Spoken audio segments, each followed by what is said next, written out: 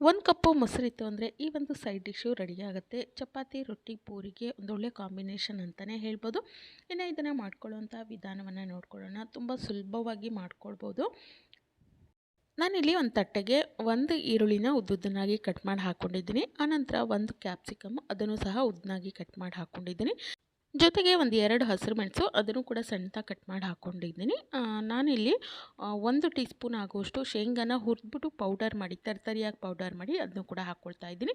ಜೊತೆಗೆ ರುಚಿಗೆ ಎಷ್ಟು ಬೇಕಾಗುತ್ತೋ ಅಷ್ಟು ಉಪ್ಪು ಹಾಕ್ಕೊಳ್ಳಿ. ಇನ್ನು ಖಾರಕ್ಕೆ ನಿಮಗೆ ಎಷ್ಟು ಬೇಕಾಗುತ್ತೋ ಅಷ್ಟು ರೆಡ್ ಚಿಲ್ಲಿ ಪೌಡರು, ಸ್ವಲ್ಪ ಜೀರಿಗೆ ಪುಡಿ, ಜೊತೆಗೆ ಸ್ವಲ್ಪ ಧನಿಯಾ ಪೌಡ್ರು ಇದಷ್ಟನ್ನು ಹಾಕ್ಕೊಳ್ಬೇಕು. ಒಂದು ಅರ್ಧ ಟೀ ಸ್ಪೂನಷ್ಟು ಹಾಕ್ಕೊಳ್ಳಿ.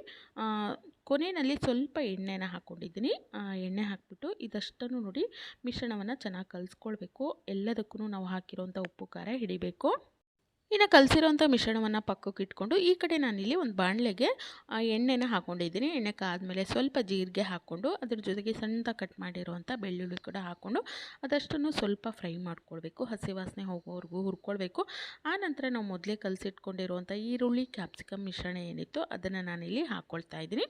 ಇದಷ್ಟನ್ನು ನಾವು ಎಣ್ಣೆಯಲ್ಲಿ ಬಾಡಿಸ್ಕೊಳ್ಬೇಕು. ಒಂದು 4ರಿಂದ 5 ನಿಮಿಷ ಇದೇ ರೀತಿಯಾಗಿ ಎಣ್ಣೆಯಲ್ಲಿ ಚೆನ್ನಾಗಿ ಬಾಡಿಸ್ಕೊಂಡು ಆ ಒಂದು ಹಸಿ ವಾಸನೆ ಎಲ್ಲ ಹೋಗಿ ಈರುಳ್ಳಿ ಮತ್ತು ಕ್ಯಾಪ್ಸಿಕಮ್ಮು ಸ್ವಲ್ಪ ಎಣ್ಣೆಯಲ್ಲಿ ಫ್ರೈ ಆಗಬೇಕು.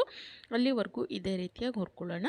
ನೋಡಿ ನಾನಿಲ್ಲಿ ಚೆನ್ನಾಗಿ ಮಿಕ್ಸ್ ಮಾಡಾದಮೇಲೆ ಮೇಲ್ಗಡೆ ಒಂದು ಲಿಡ್ಡನ್ನು ಕ್ಲೋಸ್ ಮಾಡಿಬಿಟ್ಟು ಇದನ್ನು ಒಂದು 2 ನಿಮಿಷ ಎಣ್ಣೆಯಲ್ಲಿ ಫ್ರೈ ಆಗಲಿಕ್ಕೆ ಬಿಡ್ತಾ ಇದ್ದೀನಿ. ನೋಡಿ ಈ ರೀತಿಯಾಗಿ ಸ್ವಲ್ಪ ಅದು ಸಾಫ್ಟ್ ಆಗುತ್ತೆ.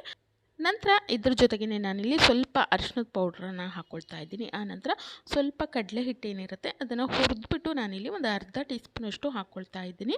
ಇದರಿಂದ ನಮ್ಮ ಗ್ರೇವಿ ಅನ್ನುವಂಥದ್ದು ಗಟ್ಟಿಯಾಗಿ ಬರುತ್ತೆ. ಹಾಗಾಗಿ ನಾನಿಲ್ಲಿ ಹಾಕ್ಕೊಳ್ತಾ ಇದ್ದೀನಿ. ನಾನು ಸ್ವಲ್ಪ ಹುರಿದಿರೋ ಅಂಥದ್ದನ್ನು ತೊಗೊಂಡಿದ್ದೀನಿ. ಒಂದು ಅರ್ಧ ಟೀ ಸ್ಪೂನ್ ಆದರೆ ಸಾಕು. ಹಾಕ್ಬಿಟ್ಟು ಚೆನ್ನಾಗಿ ಇದನ್ನು ಮಿಕ್ಸ್ ಮಾಡ್ಕೊಳ್ಬೇಕು. ಇನ್ನು ಗ್ಯಾಸನ್ನು ಆಫ್ ಮಾಡಿಕೊಂಡು ಒಂದು ದೊಡ್ಡ ಬೌಲಲ್ಲಿ 1 ಬೌಲ್ ಆಗುವಷ್ಟು ಮೊಸರನ್ನ ಹಾಕ್ಬಿಟ್ಟು ಚೆನ್ನಾಗಿ ಮಿಕ್ಸ್ ಮಾಡ್ಕೊಳ್ಬೇಕು. ಗ್ಯಾಸನ್ನು ಆಫ್ ಮಾಡಿಕೊಂಡೇ ಇದನ್ನು ಮಿಕ್ಸ್ ಮಾಡ್ಕೊಳ್ಬೇಕಾಗತ್ತೆ. ನೋಡಿ ಮೊಸರು ಹಾಕಾದ್ಮೇಲೆ ಈ ರೀತಿ ಚೆನ್ನಾಗಿ ಎಲ್ಲದಕ್ಕೂ ಒಂದು ನಾವು ಹಾಕಿರೋಂಥ ಕ್ಯಾಪ್ಸಿಕಮ್ಮು ಈರುಳ್ಳಿ ಮಿಶ್ರ ಆಗಬೇಕು. ಆ ರೀತಿ ಚೆನ್ನಾಗಿ ಮಿಕ್ಸ್ ಮಾಡ್ಕೊಳ್ಳಿ. ಕೊನೆಯಲ್ಲಿ ನಾನು ರುಚಿಗೆ ಸ್ವಲ್ಪ ಉಪ್ಪನ್ನು ಹಾಕಿದ್ದೀನಿ. ಮೊದಲೇ ಹಾಕಿದ್ವಿ, ಕೊನೆಯಲ್ಲಿ ಸ್ವಲ್ಪ ಹಾಕ್ಕೊಂಡಿದ್ದೀನಿ.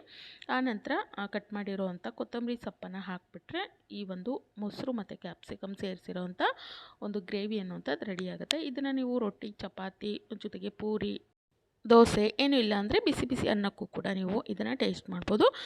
ತುಂಬ ಚೆನ್ನಾಗಿರುತ್ತೆ. ಜೊತೆಗೆ ಒಂದು 8ರಿಂದ 10 ನಿಮಿಷದಲ್ಲಿ ರೆಡಿಯಾಗುವಂಥ ಒಂದು ಈಸಿಯಾಗಿ ಮಾಡ್ಕೊಳ್ಳೋವಂಥ ಒಂದು ಸೂಪರ್ ಆಗಿರೋವಂಥ ಗ್ರೇವಿ ಅಂತಲೇ ಹೇಳ್ಬೋದು. ಒಮ್ಮೆ ಈ ಒಂದು ರೆಸಿಪಿನ ನೀವು ಕೂಡ ಟ್ರೈ ಮಾಡಿ ನೋಡಿ. ಯಾವ ರೀತಿಗೆ ಬಂತು ಅಂತೇಳಿ ಕಮೆಂಟ್ ಮಾಡಿ ತಿಳಿಸಿ. ನಾನು ಸಿಗ್ತೀನಿ ಮತ್ತೊಂದು ಹೊಸ ರೆಸಿಪಿಯೊಂದಿಗೆ. Thank you.